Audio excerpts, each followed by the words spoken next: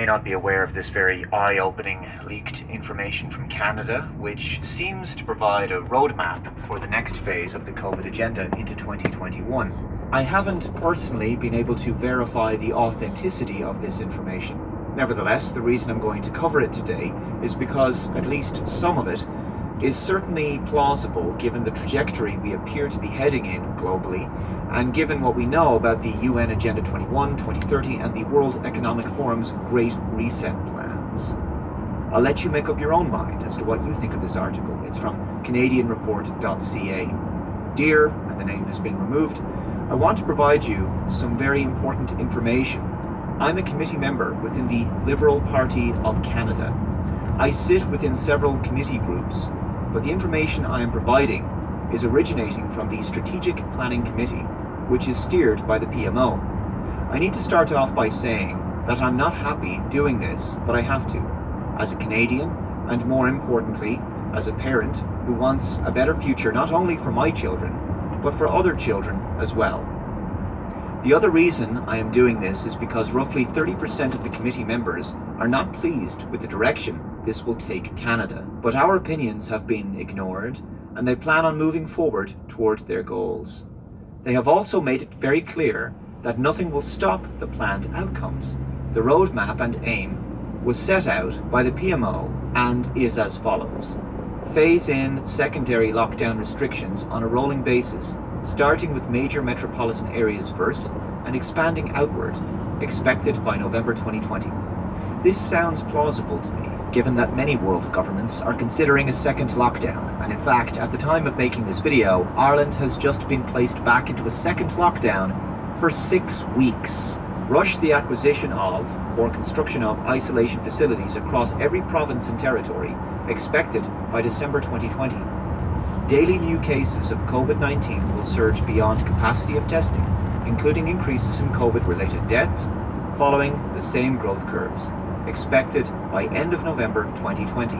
Complete and total secondary lockdown, much stricter than the first and second rolling phase restrictions, expected by end of December 2020, early January 2021.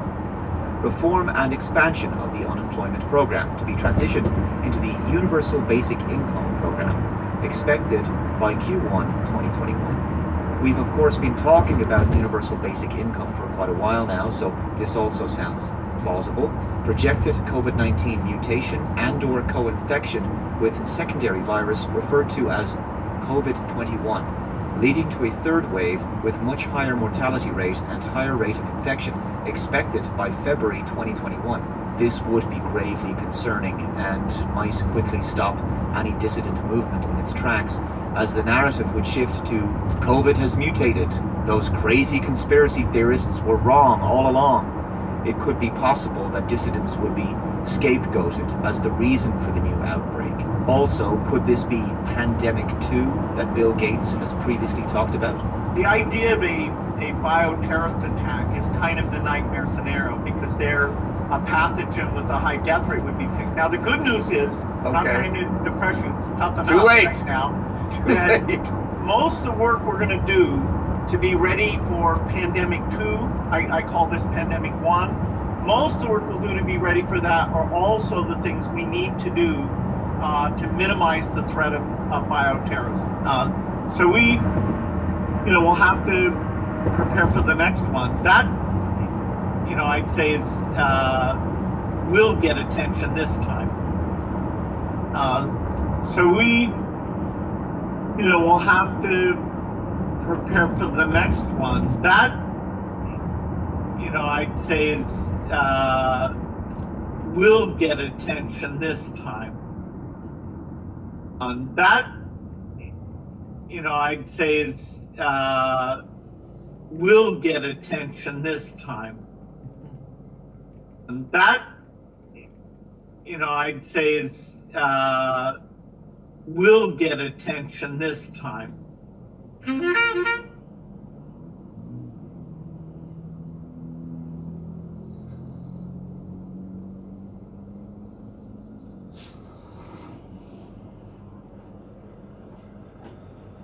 That will get attention this time. It's incredible that he could say that and not be challenged on it.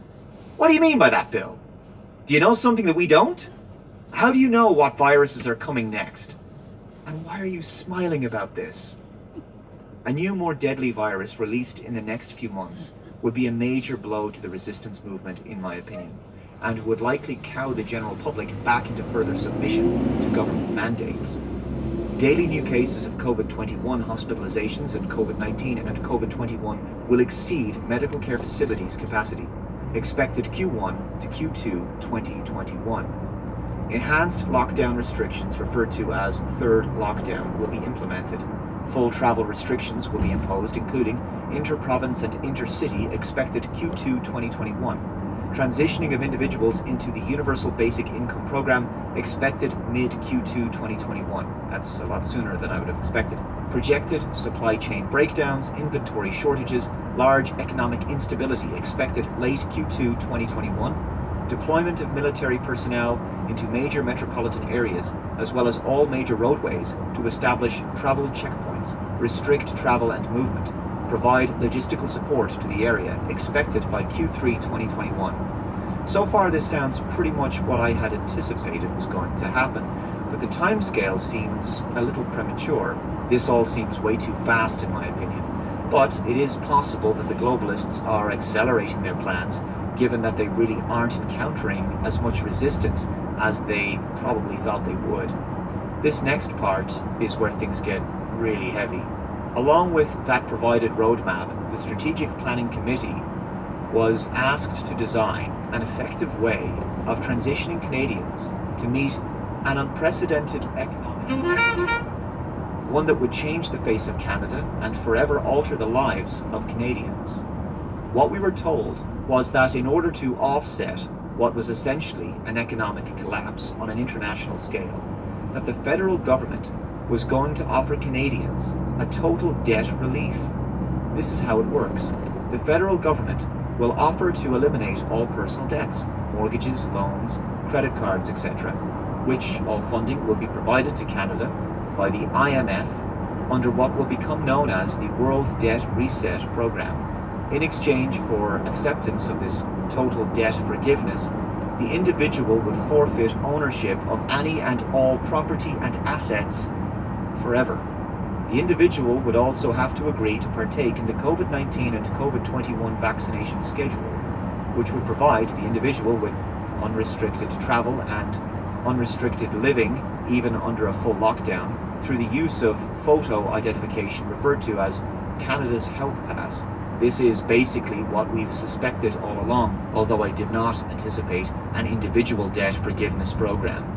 We've known about health passports like COVID Pass, Common Pass, and the Health Passport Ireland for some time now. We've also known that they have wanted to introduce a world where we couldn't travel, work, go to the shops without being involved in a digital beast system. Essentially, it's join the population control network or get left behind, become a pariah, cut off from basic services and cut off from the ability to buy food or have a job or any kind of life, really.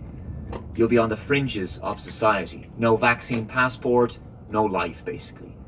Gaining access to public buildings, shops, businesses, public transport will require a person to be vaccinated and to display their vaccine status using the app on their phone upon entry into the premises.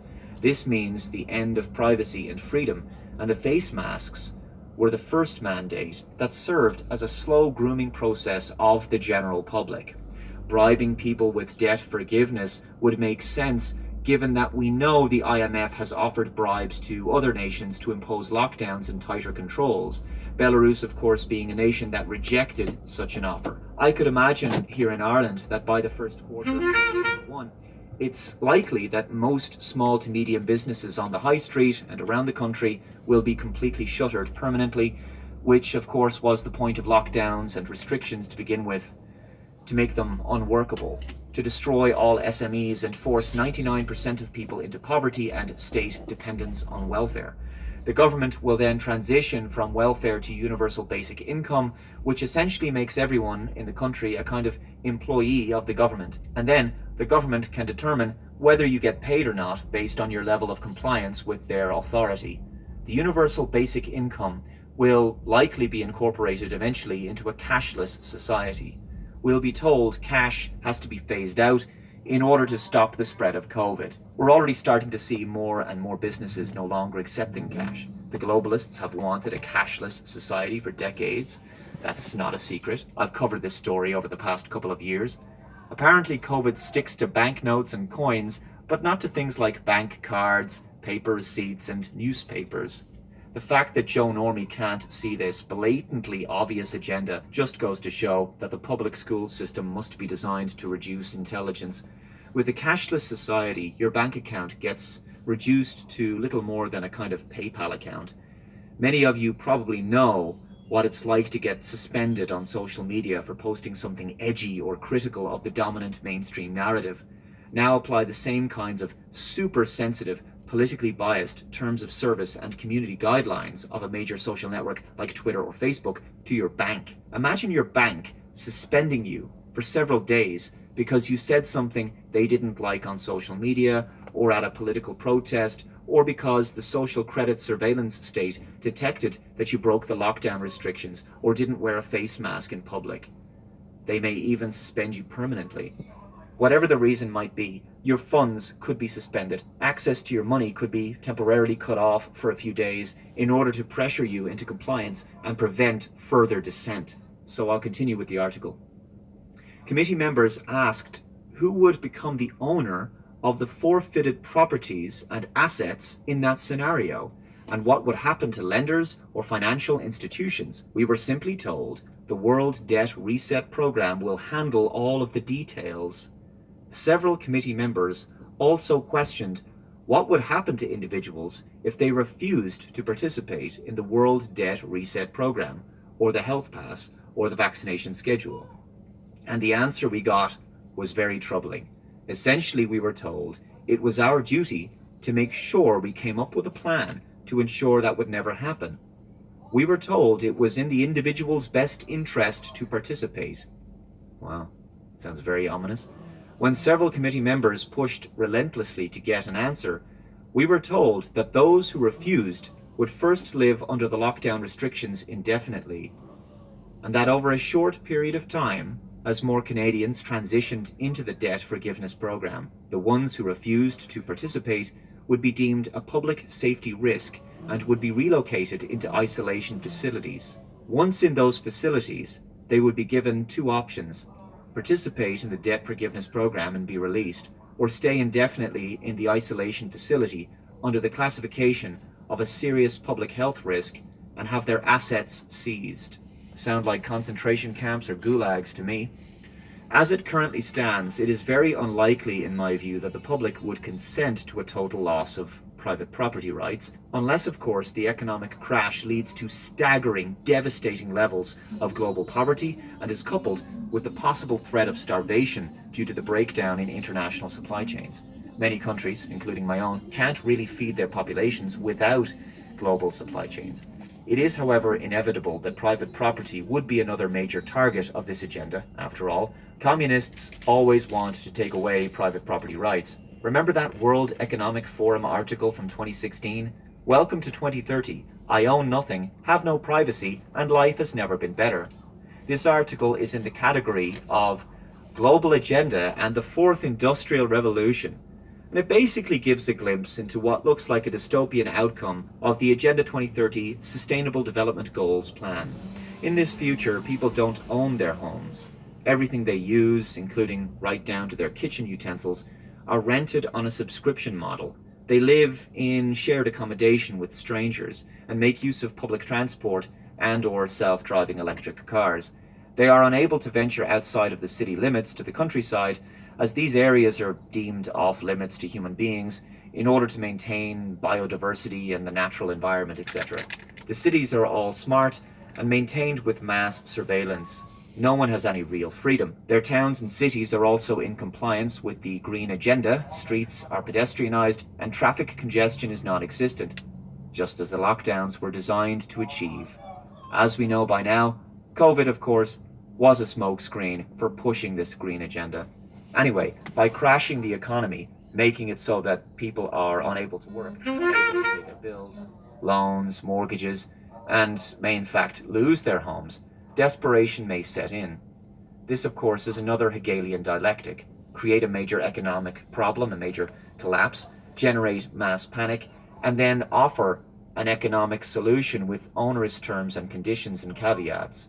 You'll be permitted to keep the roof over your head and to eat food, so long as the roof over your head belongs to the globalist banksters, and so long as you accept life as cattle in a digitally connected farm where you have no bodily sovereignty, vaccinated, tracked, monitored, and controlled.